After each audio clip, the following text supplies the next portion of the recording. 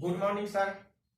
मैं Dharmendra Kumar the Bihar teachers history makers के banner तले मेरा मोबाइल मेरी शिक्षा प्रोग्राम के तहत आज पुनः एक बार फिर आप लोग के बीच भूगोल से कुछ ट्रिक्स लेकर उपस्थित। आज जानेंगे नदी घाटी परियोजना के बारे में। जैसा कि हम अगले वीडियो में भी नदी घाटी परियोजना के बारे में पढ़े थे, इस बार भी नदी घाटी परियोजना पे ही हम लेकर आप लोग के बीच उपस्थित हुए हैं। आज जानेंगे सतलज नदी पर कौन कौन सी नदी घाटी परियोजना स्थित है।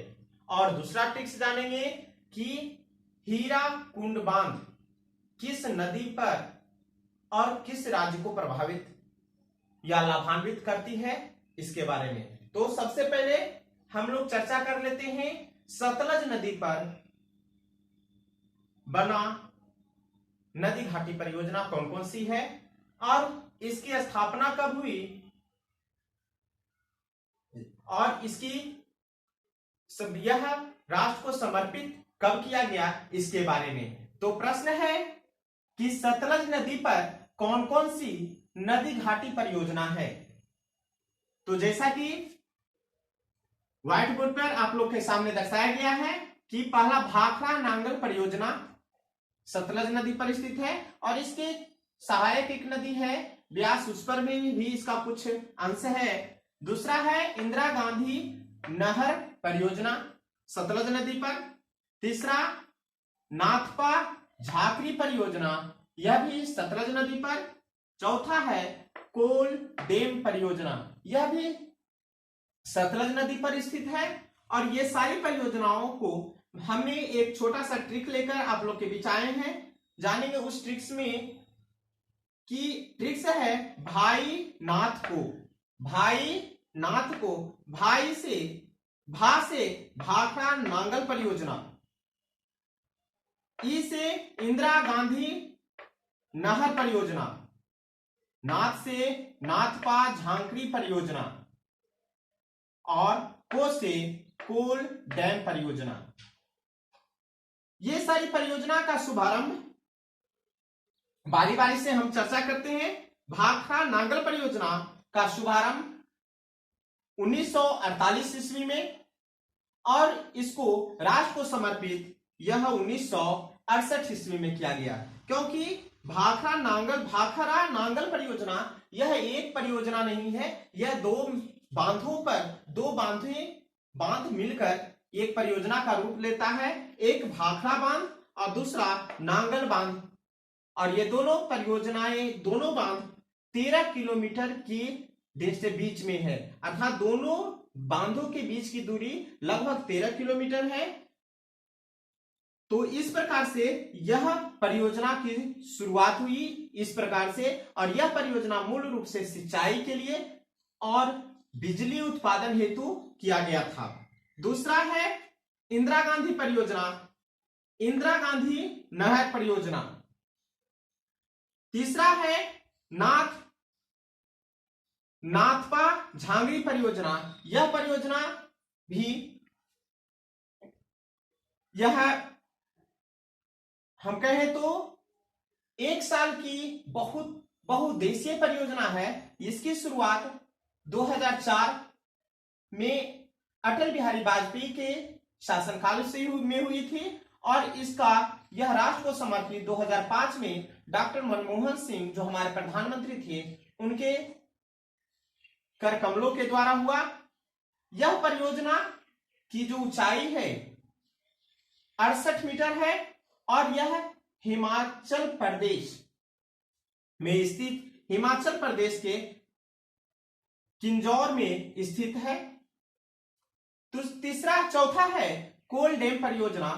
यह परियोजना की भी शुरुआत हमारे स्वर्गीय प्रधानमंत्री अटल बिहारी वाजपेयी जी के कर कमलों के द्वारा हुआ था 5 जून 2000 ईस्वी को, परंतु इसकी शुभारंभ मूल रूप से 2003 से शुरू हुई है और अभी तक यह कार्यरत है।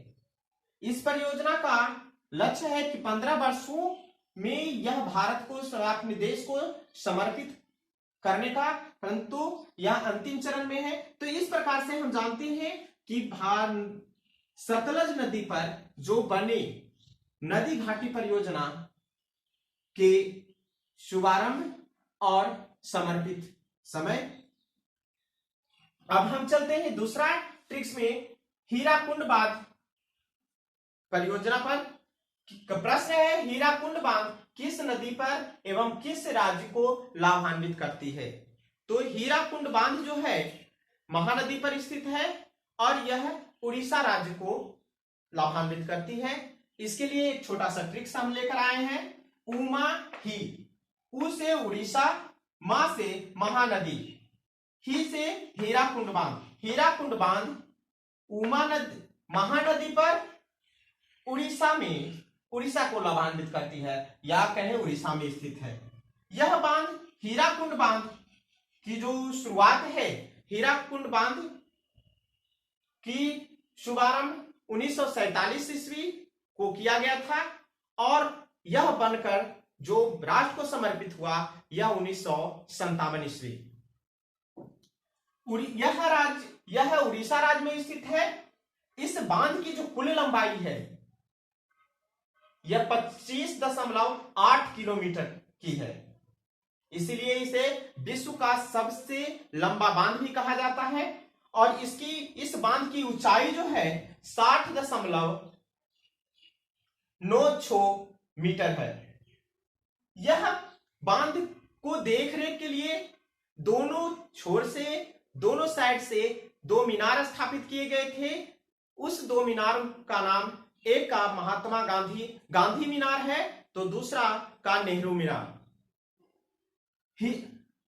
हीराकुंड बांध जो है, हीराकुंड बांध हीराकुंड झील को भी निर्मित करता है। यह एशिया की सबसे बड़ी मानव निर्मित झील है, जिस झील की लंबाई 4801 मीटर मानी जाती है। तो इस प्रकार से हम हीराकुंड बांध के बारे में छोटी सी जानकारी आप लोग के बीच में रखे हैं और सतलज नदी पर नदी घाटी परियोजनाएं कौन कौन सी है इसको लेकर आप लोग के बीच आए। अगले वीडियो में नए ट्रिक्स के साथ पुनः उपस्थित होंगे, तब तक के लिए धन्यवाद।